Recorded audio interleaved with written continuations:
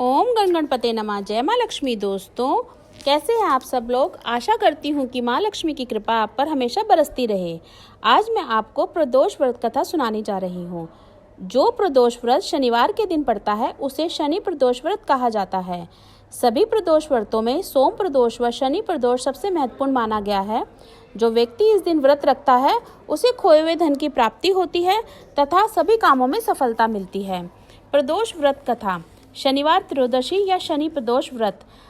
गंगाचार्य जी ने कहा, हे महामते, आपने शिव शंकर की प्रसन्नता हेतु समस्त प्रदोष व्रतों का वर्णन किया है। अब हम शनि प्रदोष विधि सुनने की इच्छा रखते हैं, सो कृपया करके सुनाइए। तब सूत जी बोले, हे ऋषि, निश्चयात्मक रूप से आपका शिव पार्वती के चरणों में अति प्रेम है। मैं आपको शनि त्रयोदशी के व्रत की विधि बतलाता हूँ, सो ध्यान से सुने। पुरातन कथा में एक निर्धन ब्राह्मण की स्त्री दरिद्रता से दुखी हो शाडिल्य ऋषि के पास जाकर बोली, हे महामुने, मैं अत्यंत दुखी हूँ, दुख निवारण का उपाय बतलाइए। मेरे दोनों पुत्र आपकी शरण में हैं। मेरे ज्येष्ठ पुत्र का नाम धर्म है, जो कि एक राजपुत्र है, और एक लघु पुत्र का नाम शुचिव्रत है, अतः हम दरिद्री हैं। आप भी हमारा उद्धार कर सकते हैं। इतनी बात सुनकर ऋषि ने शिव प्रदोष व्रत करने के लिए कहा। तीनों प्राणी प्रदोष व्रत करने लगे। कुछ समय पश्चात प्रदोष व्रत आया, तब तीनों ने व्रत का संकल्प लिया। छोटा लड़का, जिसका नाम शुचिव्रत था, एक तालाब पर स्नान करने गया तो उसे मार्ग में स्वर्ण कलश धन से भरपूर मिला। उसको लेकर वह आया। प्रसन्न हो माता से कहा कि माँ, यह धन मार्ग से प्राप्त हुआ है। माता ने धन देकर शिव महिमा का वर्णन किया। राजपुत्र को अपने पास बुलाकर बोली, देखो पुत्र, यह धन हमें शिवजी की कृपा से प्राप्त हुआ है, अतः प्रसाद के रूप में तुम दोनों पुत्र आधा आधा बांट लो। माता का वचन सुन राजपुत्र ने शिव पार्वती का ध्यान किया और बोला, पूज्य, यह धन आपके पुत्र का ही है, मैं इसका अधिकारी नहीं हूँ। मुझे शंकर भगवान और माता पार्वती जब देंगे तब लूँगा। इतना कहकर वह राजपुत्र शंकर जी की पूजा में लग गया।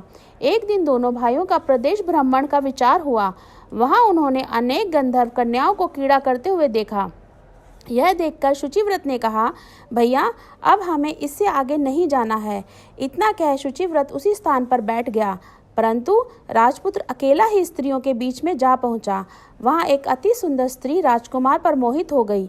राजपुत्र के पास जाकर कहने लगी, हे सखियों, हाँ, इस वन के समीप ही दूसरा वन है, तुम वहां जाकर देखो, भांति भांति के फूल खिले हैं, बड़ा सुहावना समय है, उसकी शोभा देखकर आओ। मैं यहाँ बैठी हूँ, मेरे पैर में बहुत पीड़ा है। सखियों से यह बात सुनकर सब सखियाँ दूसरे वन में चली गई। वह अकेली सुंदर राजकुमार की ओर देखती रही। इधर राजकुमार की कामुक दृष्टि से निहारने लगे तो युवती बोली कि आप कहाँ रहते हैं, वन में कैसे पधारे, किस राजा के पुत्र हैं, क्या नाम है। राजकुमार बोला कि मैं विदर्भ नरेश का पुत्र हूँ, आप अपना परिचय दें। युवती बोली कि मैं विद्रविक नामक गंधर्व की पुत्री हूँ, मेरा नाम अंशुमती है। मैंने आपकी मनस्थिति को जान लिया है कि आप मुझ पर मोहित हो गए हैं। विधाता ने हमारा तुम्हारा संयोग मिलाया है। फिर युवतियों ने मोतियों का हार राजकुमार के गले में डाल दिया। राजकुमार हार स्वीकार करते हुए बोला, हे भद्रे, मैंने आपका प्रेमोपहार स्वीकार कर लिया है, परंतु मैं निर्धन हूँ। राजकुमार के इन वचनों को सुनकर गंधर्व कन्या बोली, मैं जैसा कह चुकी हूँ वैसा ही करूँगी, अब आप अपने घर जाएं। इतना कहकर वह गंधर्व कन्या सखियों के पास चली गई। घर जाकर राजकुमार ने शुचिव्रत को सारा वृतांत कह सुनाया। जब तीसरा दिन आया तो वह राजकुमार शुचिव्रत को लेकर उसी वन में जा पहुंचा। वहीं गंधर्व राज अपनी कन्या को लेकर आ पहुंचा। इन दोनों राजकुमारों को देख आसन दे कहा कि मैं कैलाश पर गया था, वहाँ भगवान शिव ने मुझसे कहा कि धर्मगुप्त नाम का राजपुत्र है, जो इस समय राज्य विहीन निर्धन है, वह मेरा परम भक्त है। हे गंधर्वराज, तुम उसकी सहायता करो। अतः मैं महादेव की आज्ञा से इस कन्या को आपके पास लाया हूँ। आप इसका निर्वाह करें, मैं आपकी सहायता कर आपको राजगद्दी पर बिठा दूंगा। इस प्रकार गंधर्वराज ने कन्या का विधिवत विवाह कर दिया। विशेष धन और सुंदर गंधर्व कन्या को पाकर राजपुत्र अति प्रसन्न हुए।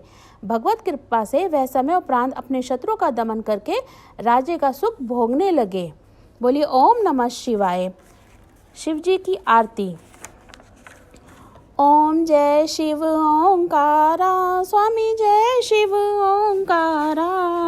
ब्रह्मा विष्णु सदा शिव, ब्रह्मा विष्णु सदा शिव, अद्रंगी धारा। ओम जय शिव ओंकारा।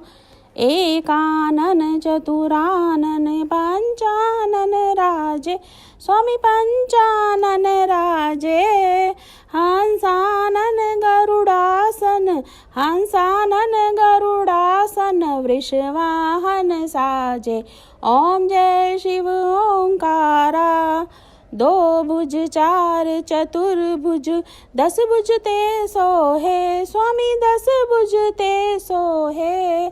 तीनों रूप निरखता, तीनों रूप निरखता, त्रिभुवन जन मोहे।